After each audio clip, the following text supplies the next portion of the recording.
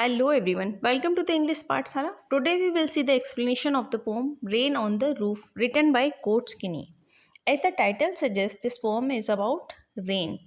Title से पता चलता है कि रेन के बारे में है। तो यहाँ पोइट ने अपने घर की छत पर पड़ने वाली जो बारिश की बूंदें हैं या बारिश से क्या क्या उनकी यादें जुड़ी हुई हैं उसके बारे में बताया है। So let's get started. Let's see the first stanza. When the humid shadows hover over all the starry spheres and the melancholy darkness gently beeps in the rainy tears, what a bliss to press the pillow of a cottage chamber bed and lie listening to the patter of the soft rain overhead. First, let's see the word meaning. Humid shadows means clouds full of moisture. Hover means move around something, किसी के चारों तरफ मंडराना. Steady spheres means sky full of stars, तारों से भरा हुआ. Melancholy means उदासी, sadness. Gently means soft. Cottage house and chamber bed bedroom. And patter means sound of rain drops, बारिश की बूंदों के गिरने से जो आवाज़ होती है, दिस इज कॉल्ड रेन पैटर. जब बारिश की बूंदें किसी प्लास्टिक मटेरियल पर, फाइबर पर या टिन पे गिरती हैं तब जो साउंड प्रोड्यूस होता है, this is called patter. So let's see the explanation. When the humid shadows hover over all the starry spheres and the melancholy darkness gently beeps in the rainy tears. Poet क्या कहते हैं? Poet says that when the clouds full of moisture, clouds कैसे होते हैं? Moisture से full होते हैं, मतलब बारिश पानी से भरे हुए होते हैं.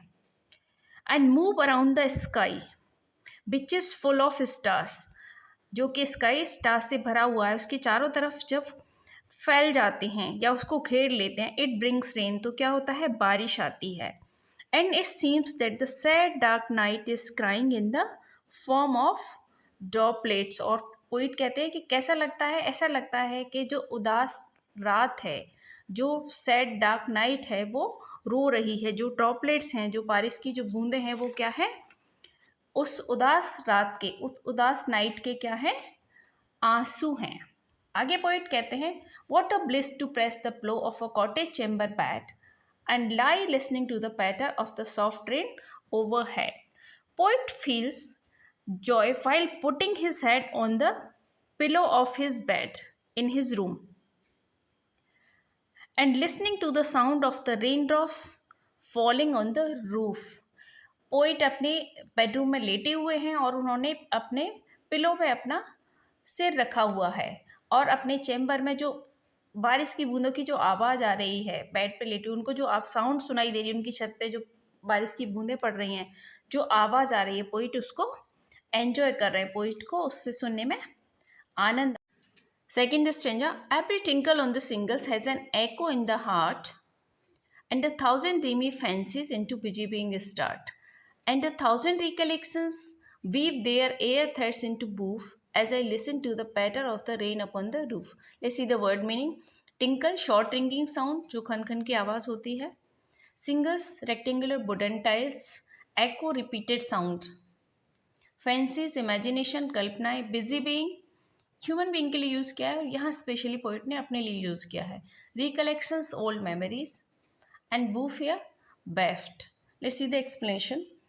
As soon as the poet hears the raindrops falling on the roof, poet को जैसे बारिश की बूंदों के गिरने की आवाज़ आती है, he expressed that the sound falling on the rooftop, कि रूफटॉप पे जो साउंड हो रही है किसकी? बारिश की बूंदों की, creates echoes in his heart, उनके हार्ट में एक एको, एक रिपीटेड साउंड प्रोड्यूस करती है.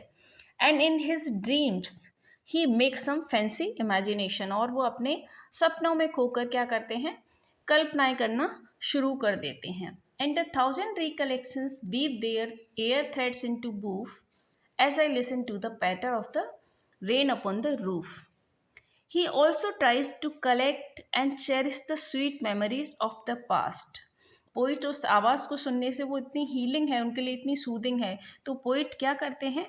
अपनी पुरानी यादों को, जो उनकी स्वीट मेमोरीज हैं पास्ट की, उनको याद करना शुरू कर देते हैं. So with every sound of raindrops falling on the roof, his heart also stores that thousand recollections sound and takes him back to the past. कि जब उस बारिश की बूंदों की आवाज़ सुनते हैं तो उनका वो पुरानी यादों को, बहुत सी जो उनकी पुरानी यादें स्टोर हैं, उनको महसूस करना शुरू कर देते हैं, उनको याद करना शुरू करते हैं और बहुत सी इमेजिनेशन करना शुरू कर देते हैं और अपने पास्ट में चले जाते हैं। Let's see the explanation of third stanza. Now in memory comes my mother as she used in years ago to regard the darling dreamers as she left them till the dawn. Oh, I feel her fond look on me as I listen to this refrain, which is played upon the shingles by the patter of the rain. Let's see the word meaning. Agon. Agon means past, in past. Or means before. List means listen and refrain repeated part of a song, किसी song का repetition, repeated part. Refrain यहाँ पे use हुआ है rain के लिए, जैसे rain से जो साउंड प्रोड्यूस होता है तो उसका जो रिपीटेड साउंड आ रहा है जैसे एको प्रोड्यूस होता है उसके लिए यूज़ किया है। So in this stanza poet introduces his mother. Now in my memory comes my mother. Poet ने यहाँ अपनी मदर को इंट्रोड्यूस किया है as she used in years ago. He says that he is dreaming of his mother. Poet कहते हैं कि मुझे अब अपनी माँ के सपने आ रहे हैं। As he told in the previous stanza, poet ने प्रीवियस स्टेंजा में भी बताया है कि that rain brings memories of the past, जो बारिश की बूंदें हैं वो मुझे मेरे पास्ट की यादों को याद दिलाती हैं। And it is the memory of his mother who is no longer alive. ये किसकी यादें हैं? उनकी मदर से रिलेटेड यादें हैं जो कि अभी उनकी मदर जिंदा नहीं हैं। To regard the darling dreamers और she left them till the don.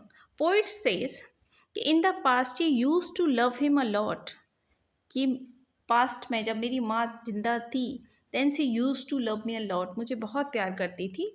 She use to consider him a darling and she would let him sleep till day break.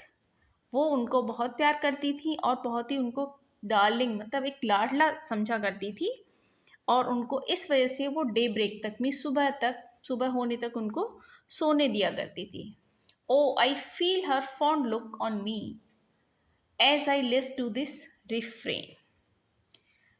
Poet still feels that his mother looking at him as he listened to the song made by the raindrops falling on the rooftop of his house. Poet को अभी भी ऐसा लगता है कि oh I feel her fond look on me. Poet को अभी भी ऐसा लग रहा है कि वो fond look, मदर का जो प्यार से देखने वाली जो नज़र थी मैं आज भी उसको फील कर सकता हूँ।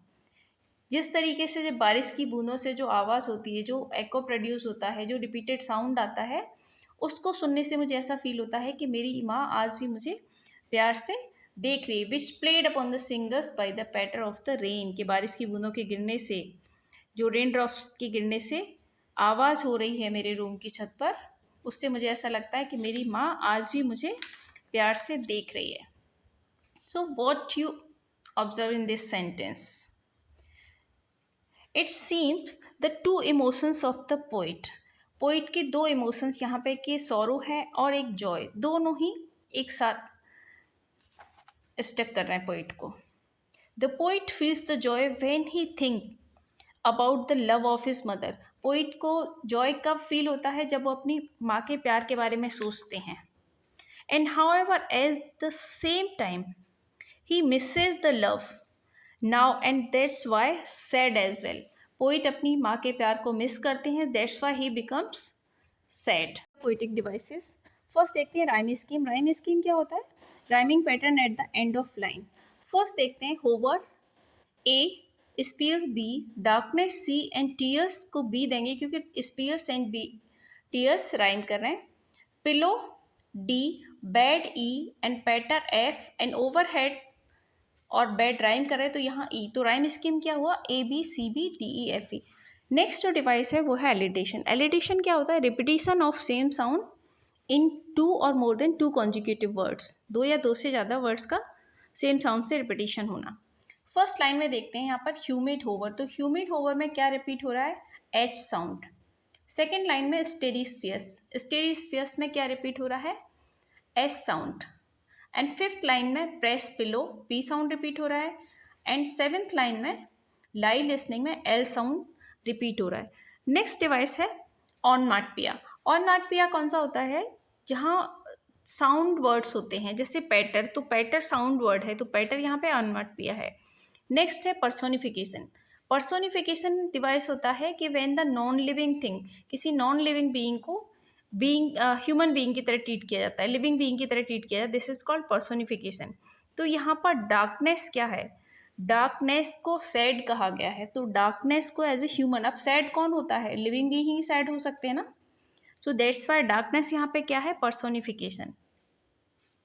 नेक्स्ट है ट्रांसफर्ड एपिथेट। ट्रांसफर्ड एपिथेट कौन सा डिवाइस होता है कि जब एडजेक्टिव और नाउन के साथ में एडजेक्टिव का यूज़ किया जाता है, तो यहाँ पे मेलेंकली डार्कनेस, तो मेलेंकली डार्कनेस यहाँ पे क्या है? ट्रांसफर्ड एपिथेट है, तो darkness is not melancholy, melancholy darkness नहीं है, डार्कनेस मेलेंकली नहीं है, but it is use to refer the sad people, दुखी लोगों के लिए यूज़ किया गया है।